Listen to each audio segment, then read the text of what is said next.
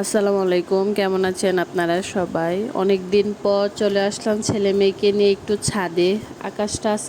আকাশটা অনেক সুন্দর। এটা হচ্ছে মাগরিবের কিছুক্ষণ আগে আমি আমার ছেলে মেয়েকে নিয়ে ছাদে উঠেছিলাম, কারণ ওর প্রাইভেট আজকে খুব তাড়াতাড়ি শেষ হয়ে গিয়েছিল, একটু বাইরে যেতে চাচ্ছিল। এই জন্য ওকে নিয়ে বাইরে কোথাও নেই, আজই ভাবলাম যে একটু ছাদের থেকে ঘুরে আসি।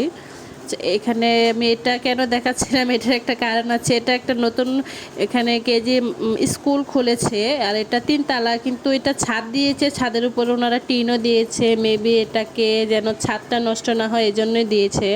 আর ওদেরকে দেখুন কিভাবে দৌড়াদৌড়ি করছে। আমি আমার ছেলে মেয়েকে নিয়ে ছাদে উঠি না, খুবই কম, অনেক দিন পর পর উঠি, কেননা ওরা ছাদে উঠলে অনেক দৌড়াদৌড়ি করে, আর আমার অনেক ভয় লাগে ছাদের মধ্যে। বাচ্চারা যে দৌড়াদৌড়ি করে না পড়ে যায়, না কখন কী বা কী হয়, ব্যথা পায়, আমার অনেক টেনশনে আমি আমার বাচ্চাদেরকে নিয়ে আমি ছাদে উঠতে চাই না।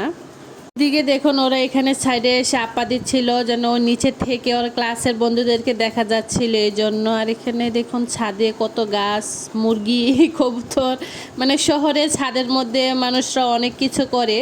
মানে শহরে থাকলে কি হবে, কিন্তু করার ইচ্ছে থাকলে অনেক কিছুই করা যায়। এখানে দেখুন একটা পানির লাইন আছে, ওরা পানি দিয়ে হাত পা ধুচ্ছিল। ওরা ছাদে আসলে এরকম করবেই, পানির লাইনের মধ্যে। আর আদিলকে দেখুন একটা কাগজ পেয়েছে, কাগজের মধ্যে পানি ঢুকিয়ে নিয়েছে।